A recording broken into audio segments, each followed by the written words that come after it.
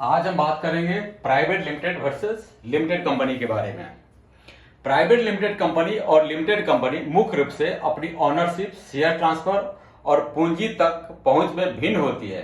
Limited कंपनियां आम जनता को शेयरों की पेशकश कर सकती है, जबकि प्राइवेट लिमिटेड कंपनियां शेयरधारकों को एक छोटे समूह तक सीमित रहती है। प्राइवेट लिमिटेड कंपनी को पूरी डिफिनेशन में समझिए।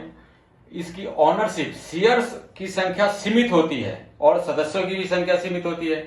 शेयर प्रतिबंधित है, शेयर ट्रांसफर करना प्रतिबंधित है। आमतौर पर मौजूदा शेयर धारकों की सहमति की आवश्यकता होती है। पूंजी कैसे आती है? ये पूंजीपतियों या लोन्स जैसे निजी वित्त पोषण स्रोतों पर निर्भर करता है इसका पूंजी। सार्वजनिक व्यापार, शेयरों का स्टॉक एक्सचेंज पर कारोबार नहीं किया जा सकता है। अब लिमिटेड कंपनी के बारे में बात कर लेते हैं। इसकी ओनरशिप, शेयरों को स्टॉक एक्सचेंज के माध्यम से आम जनता को पेश किया जा सकता है।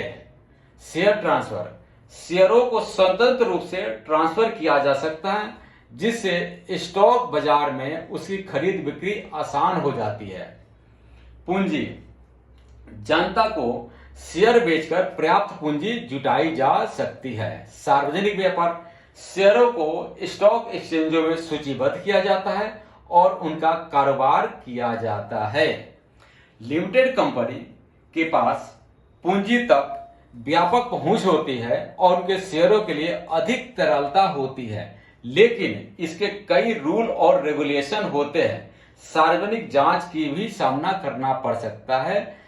बट प्राइवेट लिमिटेड कंपनी अपने स्वामित्व और परिचालन पर अधिक नियंत्रण प्रदान करती है, लेकिन पूंजी तक उसकी पहुंच सीमित होती है और शेयर ट्रांसफर प्रतिबंधित होता है। अब इसको एक बार समझ लेते हैं। हम पहले लिख देते हैं इसको, पहले दे दिया हमने, रिमार्क डाल दिया इसका।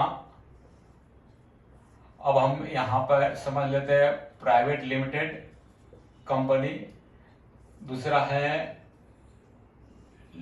Limited company. इसकी शेयर ट्रांसफर, पहले शेयर ट्रांसफर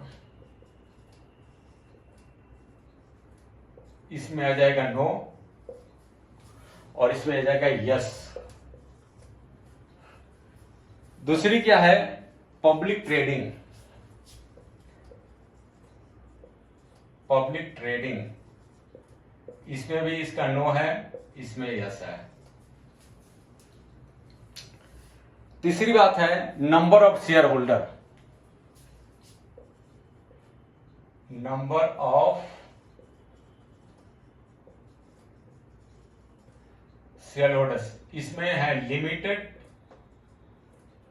और इसमें नो लिमिट, अनलिमिटेड।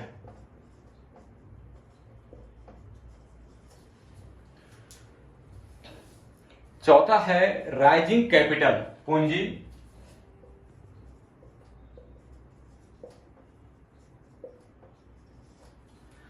मेन पूंजी की बात, राइजिंग कैपिटल, इसमें क्या, इसमें भी लिमिट है, लिमिटेड से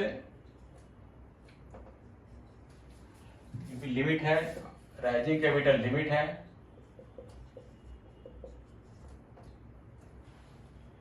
और लिमिटेड कंपनी में इसे भी नो लिमिट और इंपॉर्टेंट है, इसका भी नो लिमिट और इंपॉर्टेंट कर देते हैं इसको शेयर, ये जरूरी होता है। ये मेन डिफिनेशन होगी आपकी प्राइवेट लिमिटेड और लिमिटेड कंपनी। अब समझ लेते हैं एक और दूसरा पॉइंट समझे, private sector versus public sector. ये चैप्टर यहां पर बंद कर देता हूं। Private sector versus public sector.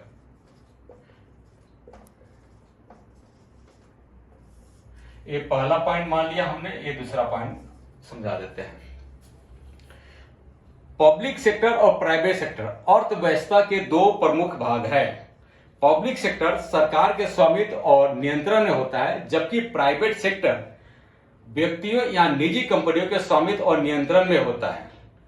Public sector में सरकार द्वारा संचालित संगठन और उद्यम होते हैं।